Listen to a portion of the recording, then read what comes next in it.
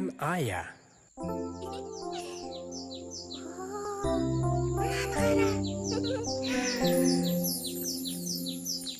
Ая, мына ұшақты қарашы.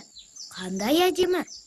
Үлкен ұшақ екен. Адамдарды қарашы, кіп-кішкентай. Е? Әли? Я, дұрыс айтасың, Ая. Адамдар мына ұшақтың жанында құмырсқадай ғой. Құмырсқадай? Ал мына автобус ше? Ұшақ автобустан әлде қайда үлкен екен. Тіпті қарашы, Әли, адамдар ұшаққа сатымен көтеріп барады. Нағыз алып, дәу ұшақ болды ғой. Иә, қане көрейік. Ал мына ұшақты қарашы, түрі қандай қызық, тұмсығы үп-үшкір. Иә? Қызық, тырнаға ұқсайды екен. Тырна? Қандай тырна? Құс. Кәдімгі аспанда ұшатын тырнаны айтам, Ая. Әли, дұрыс айтасың, тырнадан айнымайды. Тырна сияқты ұшақ. Ал мынау не болды екен? Білмейм, түрі қандай қызық. Бұл да ұшақ шығар. Қайдағы ұшақ, Ая? Қанаттары жоқ қой. Қанаттары болмаса аспанға қалай ұшады? Онда бұл не болды екен? Білмедім. Иә, балақайлар, не қызықтап отырсыңдар? Әке, біз ұшақтардың суреттерін көріп отырмыз. Ұшақтардың? Жақсы екен. Әке, мынау не? Бұл тікұшақ қой. Тікұшақ? Иә, Ол ұшала ма, әке? ұшады. Иә, өз аты айтып тұрғандай тікұшақ жерден былай тік көтеріліп ұшады. Қызық екен. Иә, Ал кәдімгі ұшақтардың жерден қалай көтерілетін сендер білесіңдер ғой. иә, әке. Міне, осылай. Әке, сонда қалай? Тікұшақ тіп-тіке аспанға ұшып кете бере ме? Жоқ, Аятай. Ол өзіне қажетті биіктікке көтерілген соң, ілгері қарай ұшып кете береді. Ілгері? Ол қалай? Ілгері деген қалай, әке? Ілгері, алға деген сөз ғой. Алға мен ілгерінің мағыналары бірдей. Алға жүру, жылжу дегенді білдіреді. Ілгері ұшат дегенім, сол алға ұшат дегенім ғой. Түсіндім. Түсіндік, әке. Әке, мына ұшақты Әли ағам тырнаға ұқсайды дейді. Иә. Шынымен де ұқсайды, иә, тырнаға? Бұл өте тез ұшатын әскери ұшақ. Әскери ұшақ? Соғысу үшін бе? Ол не істейді сонда? Жоқ, соғысу үшін емес. Әр елдің, мемлекеттің өз әскері, әскери техникасы, әскери ұшақтары болады. Олар ел қорғаны. Балақайлар, естеріңде болсын. Жалпы әскери ұшақтар бізге соғысу үшін емес, мемлекетіміздің бейбітшілігін, тыныштығын қорғау үшін қажет. Түсіндік, әке. Біздің батыр бабаларымыз осынау кең байтақ жерді, ұлы дала елімізді сыртқы жаулардан білектің күшімен, найзаның ұшымен қорғап, бізге аманат етіп қалдырған. Біз бақытты, бейбіт өмір сүруіміз үшін қалдырған. Ардақтап батыр данасын, қорғаған байтақ даласын, елімнің даңқын даралар, біздің батыр бабалар. Күзетіп шаттық күлкімді, сыйлаған бізге бұл күнді, алаштың ері саналар, біздің батыр бабалар. Керемет, әке, тамаша. Әли балам, ел қорғау, отан қорғау, бұл ер азаматтың ісі. Біз өз отанымызды қадірлеп, сүйе білуіміз, қорғай білуіміз керек. Ата баба аманатын орындауымыз керек. Түсіндім, әке. Атам да үнемі солай айтады. Мен де түсіндім, әке. Отанды сүю, жақсы көру керек. Ал бабалар аманатын орындау керек деген не?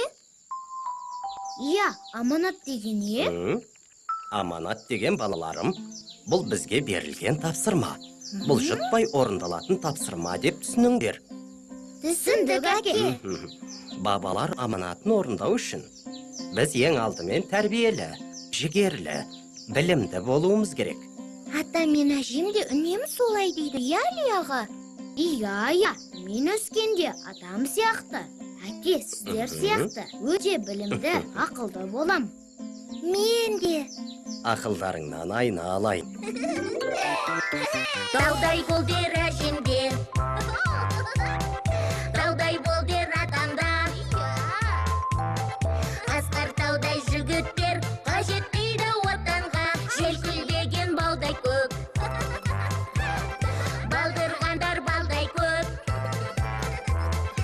өсіп келе жатырмыз, бір асқар таудай боп.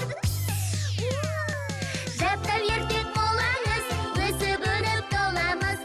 Алатаудай айбынды, ел қорғаны боламыз.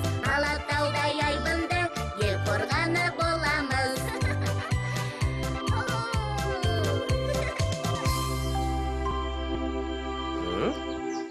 Әке, не жасап отырсыз? Алақай, әке, тағы да ұшақ жасаймыз ба? Ұшақ дейсің бе, Аятай? Олай десе де болар. Бірақ біз мұны бала кезімізде желбағар зырылдауық дейтінбіз. Желбағар зырылдауық? Зырылдауық? Қызық екен, зырылдауық. Иә, зырылдауық. Келе отырыңдар, бірге жасайық. Әке, қалай жасаймыз? Менің жасағанымды мұқият қадағалап, бұлжытпай қайталап отырсаңдар болды. Еш қиындығы жоқ. Зырылдауық жасау үшін ең алдымен мынадай 4 бұрыштық қағаз керек. Қағаз дайын. Менің қағазымның түсі қызыл. Ал менің қағазымның түсі жасыл. Алдымен мына қағазды ортасынан былай бүктейміз. Бұлай бүктейміз. Мен бүктедім. Жарайсыңдар. Енді былай қайта ашамызда мына жағын дәл жаңағыдай етіп бүктейміз. Түзулігіне мұқият болыңдар. Оп-оңай ғой. Бүктедім. Мен де бүктедім. Түп-түзу. Енді арасын қайтадан ашып көреміз. Байқадыңдар ма? Бүктелген жерлеріне сызық түсті. Иә, сызықтары көрініп тұр. Енді бізге қайшы керек. Ая, анау қайшын алып берші. Міне. Мына сызық бойымен ортасына қарай 4 жағында қиып шығамыз. Түсіндім. Бұлай. Әке, енді мен қияйыншы. Міне, алағай.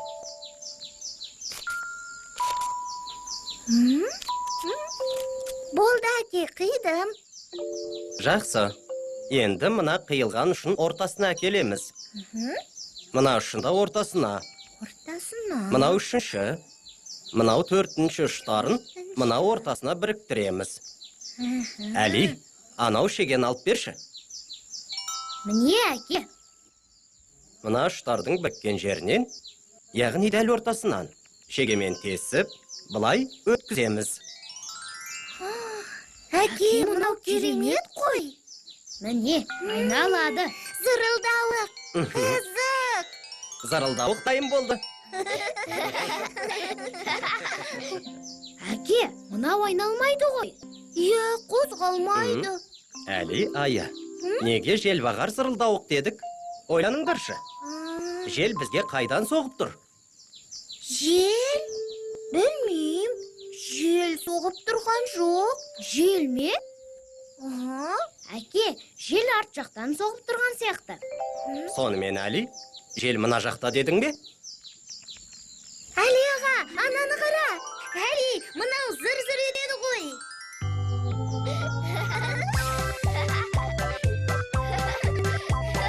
Зырылдауық айнала, зырылдасын жай ғана. Жел кіргізді маңдайдан, аймала жел аймала. Айнал, айнал зырылдай, ешбір затқа орынбай. Әніңе базырылдап, самал желдің жырындай. Айнал, айнал зырылдай, ешбір зат